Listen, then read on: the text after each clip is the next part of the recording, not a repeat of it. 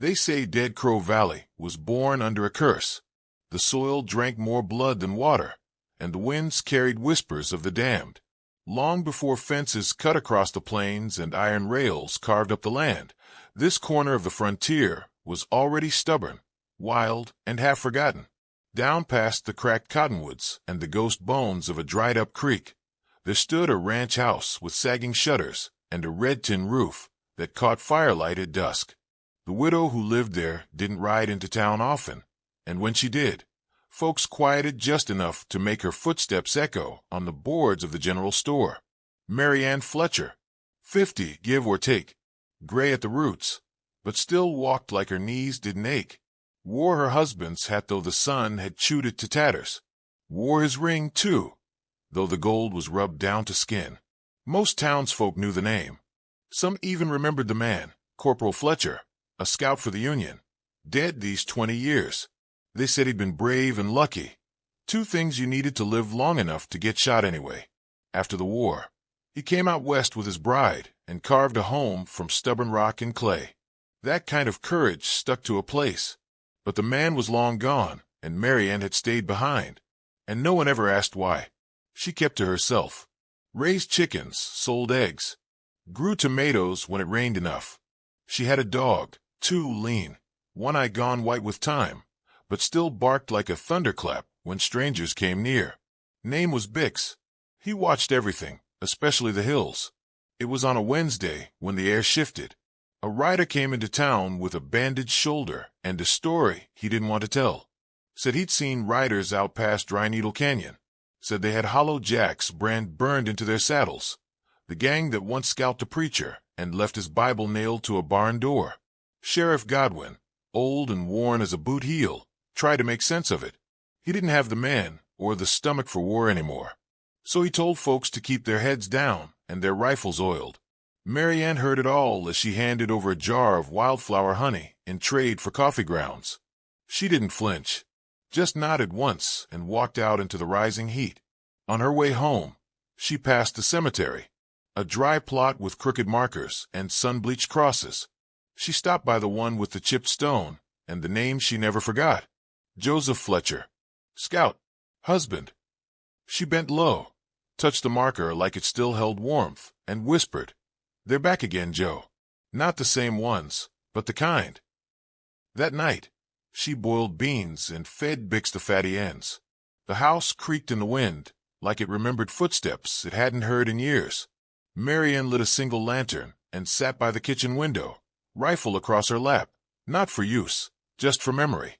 The thing was old, heavy with dust, and hadn't fired in over a decade, but her fingers curled around the stock like they'd never forgotten the feel of its grain. Out on the ridge, the sun slipped below the rocks, and the sky turned the color of a healing bruise. She watched it fade with eyes that didn't blink often. The next day brought no sign of riders, only the usual silence that stretched thin between the hours. She set traps near the coop, foxes maybe, or something worse. She found a boot print near the back fence, but said nothing.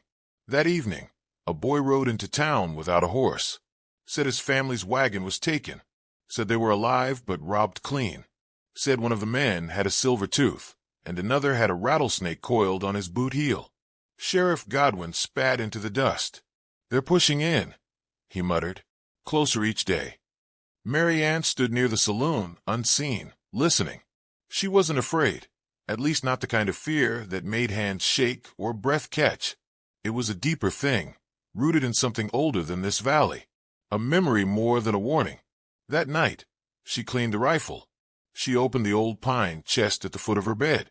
Inside, beneath a folded flag and a faded photograph, lay a box of rounds. She ran her thumb across the brass tips, like counting rosary beads. The weight of each one told a story. Dust fell like whispers as she slid them into place. Outside, Bix growled at the darkness. She stepped onto the porch, rifle in hand, and stared out across the land she'd fought too hard to lose. There were no riders. Not yet. But somewhere past the ridge, firelight flickered against the night, like a match held too long. Maryanne didn't sleep. She sat by the door, back straight, eyes open. She remembered riding with Joe once, dressed as a boy, back when the Confederates still scoured the Tennessee hills. She remembered holding a pistol under her cloak, fingers cold, heart steady. She remembered the shot that saved her husband's life, and the way he never told a soul she was the one who fired it. Dawn bled into the valley like a slow wound. The rooster crowed, and she rose, stretching the stiffness from her knees. She poured coffee and stepped into the morning chill. Something had changed. The silence wasn't the same. Over breakfast, she sharpened a knife and placed it beside the door. She fed the hens, filled the trough, and fixed the split in the fence where something heavy had leaned. And then, in the stillness, she sat on the porch and waited. The wind picked up just enough to stir her hair. Bix lay beside her, ears twitching. In the distance, far beyond the line of her land, 6 specks moved against the rise. She didn't stand. Not yet. But her fingers found the rifle stock again. And this time, they didn't tremble. They came over the ridgeline like dust devils with human faces, ragged, reckless, and full of laughter that didn't match their eyes. The one out front wore a wolf pelt draped over his shoulders and carried a rifle like it was part of his arm. His name was Silas Brigg, and if the land knew hate, it had carved it into his bones. Silas wasn't born evil, folks like to say, just born mean and raised meaner. Hollow Jack himself had taken Silas in when he was still a whip-thin boy running with bare feet, and a hunger that gnawed more at his heart than his belly. Jack taught him how to shoot, how to lie, and most importantly, how to make folks fear you before they ever laid eyes on you. When Jack took a bullet in a canyon ambush and died laughing with a Bible in his lap, Silas didn't mourn. He just took the name and made it mean something crueler.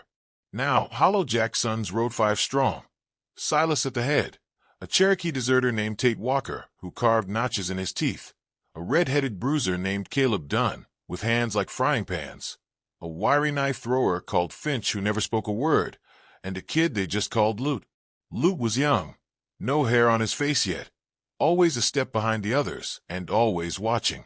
They rolled into Dry Needle first, shaking down the saloon for whiskey and the stables for feed. When the blacksmith balked at their demands, Caleb broke 3 of his fingers and handed back 2 coins with a grin. "Payment for your trouble," he said, voice thick like gristle. They didn't stay the night. They never did. Just left behind silence, broken glass, and a reminder the sons were riding again. By the time they reached the outskirts of Dead Crow Valley, word had started to spread. But rumors moved slower than hooves, and Silas liked it that way. He stood on a bluff with the canyon yawning beneath him, scanning the land like a banker counting gold. He pointed to a pale line that cut through the scrub, a wagon road faded by years of disuse. "That there leads to a lonely patch," he said to no one in particular. "A widow's ranch, I reckon. Saw her once when I was passing through. Quiet type. Got eyes like she's already seen the end of the world." Tate spat into the dirt. "We takin it." "Maybe," Silas said. "Or maybe we just see who spooks first." Finch flicked a blade into the air and caught it by the hilt. He didn't speak. He never needed to. The others watched him and moved when he moved. That night they made camp not far from Maryanne's land. The fire crackled low, and the air turned sharp. Coyotes howled in the distance, but none dared come close. Loot sat apart from the others, turning his boots near the firelight. He didn't drink much, didn't laugh at Silas's jokes. He just kept glancing toward the direction of the widow's ranch. Silas noticed. "You nervous, boy?" Loot shook his head. "Just thinking. She ain't done nothing. Heard she sells peach preserves to the preacher. That's not the type needs killin'." Silas leaned forward, shadows dancing on his face. "We ain't killin' her, Loot. We're teachin'. You see, fear, real fear, don't grow in the belly. It grows in the eyes. We ride in, knock a few things over, make noise. She sees 5 riders with nothing to lose. She'll talk. Others will listen. And then next time, we don't have to fire a shot. That's how you build a name." Loot looked down. "Still don't feel right." "That's 'cause your gut ain't hard yet," Tate said. "Give it time." The sun rose red and angry over Dead Crow. Maryanne's ranch sat still in the morning light, chimney smoking, dog already pacing near the fence. The gang watched from a ledge 2 hills away. "She's up," Caleb said. "Might be armed." "Let her be," Silas replied. "We ain't here to trade bullets unless she insists on it." They waited until noon. Then they rode slow, the kind of slow that warned rather than attacked. Hooves kicked up dust in lazy plumes. Silas rode in front, his wolf pelt flapping like a banner. Maryanne stood at the edge of her porch, arms folded, rifle not at her hands, but nearby, close enough to matter. Silas raised a hand like a man offering peace. "Afternoon, ma'am." She didn't answer. "Lovely patch of land you've got here. Quiet, peaceful. Seems a shame to let the world change it." Still nothing. Tate chuckled. "Might be she's deaf." "She hears just fine," Silas said. His smile was slow and toothy. "We just came by to introduce ourselves. New neighbors, so to speak." Maryanne's eyes flicked to each rider, taking them in like a ledger. 5 men, 3 rifles, 1 shotgun, 6 sidearms. The boy in the back hadn't drawn. "Yet, you're no neighbor of mine," she said, voice like gravel warmed in the sun. Caleb leaned sideways in the saddle, amused. "That a threat?" "No," she said. "That's a warning." Silas laughed. "I like you, widow. You've got grit. But grit don't keep wolves off the fence." Maryanne stepped down from the porch. Her boots struck the ground with measured calm. She walked to the fence line, leaned on the post, and stared at them without blinking. "I buried grit," she said, "alongside men who thought a badge or a gang made them gods. I've seen your kind. Dressed different, talked louder, died just the same." Finch's knife twitched in his hand. The others stiffened. Silas's smile faded, just a sliver. "We'll be back, widow. We'll bring a gift. Something to thank you for your hospitality." "Bring flowers," she said, "for your own graves." With that, she turned and walked inside. Not fast, not frightened, just steady. The men sat frozen for a second. Then Silas turned his horse with a jerk. "Let's go. We'll come back after sundown." As they rode away, Luke glanced back once. Maryanne was at the window, rifle in hand. This time it was aimed. That night the gang made camp within a mile of the ranch. No fire this time. No laughter. Just tension hanging like a drawn bowstring. "She knows who we are," Tate said. "Knows Hollow Jack's sons don't back down." Silas nodded. "Good. We'll give her something to remember." "She's got that dog," Caleb muttered. "Thing's mean as a bear." "She won't see us coming," Finch said, voice cold and sudden. The first words he'd spoken in days. Silas looked at him, then at the others. "No more games," he said. "We take her porch, break something she cares about, rattle the walls. She'll fall in line like the rest." Lute looked away, toward the dark shape of the ranch in the moonlight. Something in his gut twisted again, but he said nothing, and the wind carried silence down the valley like a warning no one wanted to hear. The wind rose early that morning, rustling through the brittle juniper branches like some old spirit whispering secrets. Maryanne woke before dawn. She didn't light the lamp. She didn't need to. Her hands moved through habit, brushing against the worn barrel of her father's rifle, feeling the cold steel, the smooth grooves where the wood had thinned from years of use. She cleaned it by memory, oiled the bolt, and checked every cartridge twice. Her fingers trembled, but not from fear.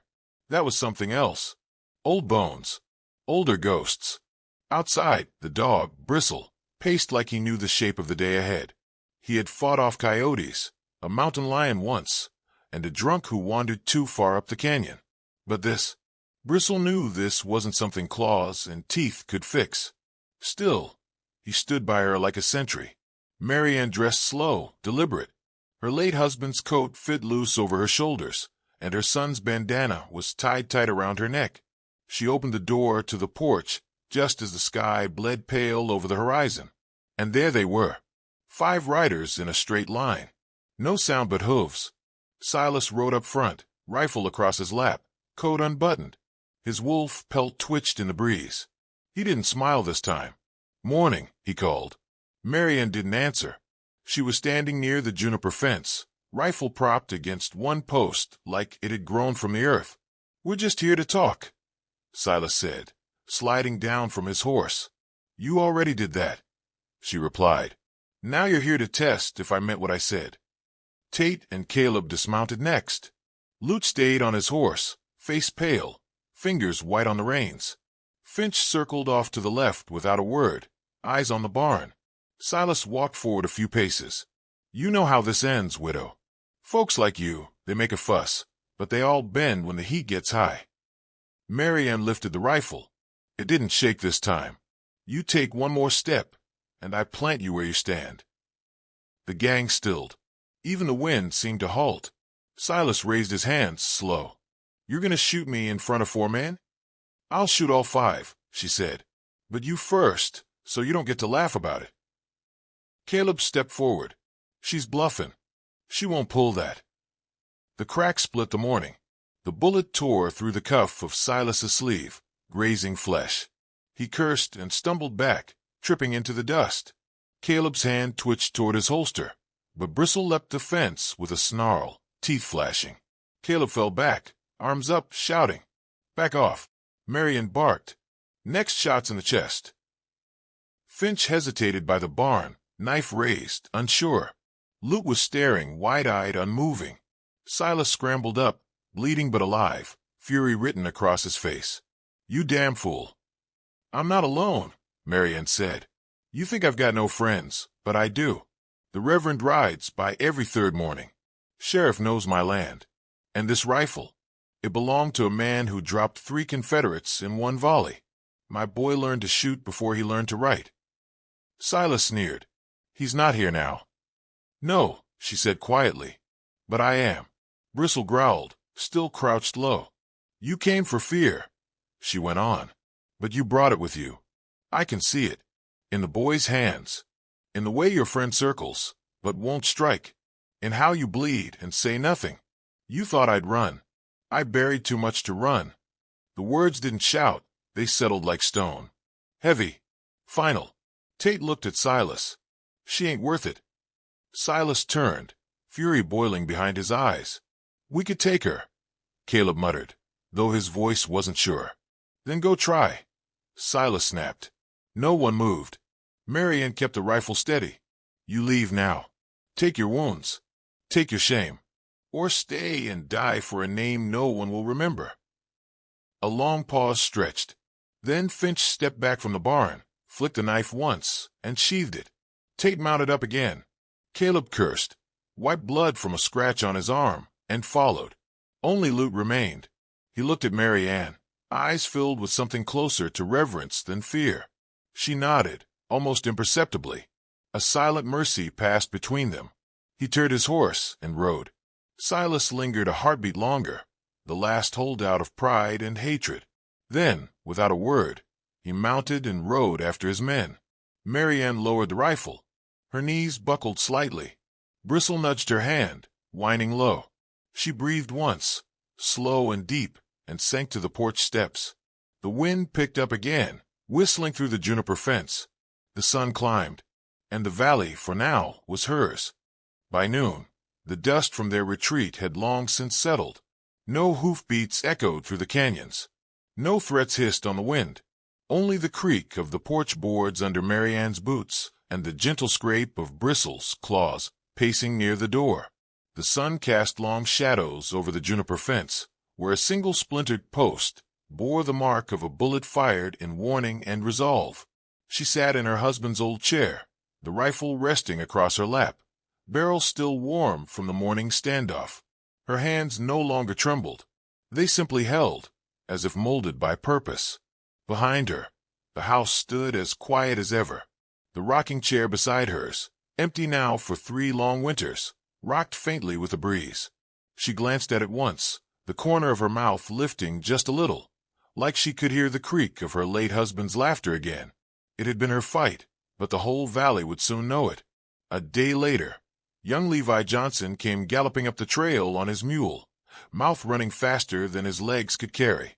He barely reined in before hollering, "Ma'am, they say Hollow Jack's boys rode off your ridge white as ghosts." Maryanne didn't stand to greet him, just tilted her head and said, "That's so." They said you fired on him. Silas too. The preacher said you were like a hawk guarding her nest. She said nothing. Levi stared at the rifle laid across her knees. What are you going to do now, ma'am? Maryanne's eyes narrowed slightly. She looked toward the hills, where the dust was finally still. I reckon I'll put this thing away. It's done enough.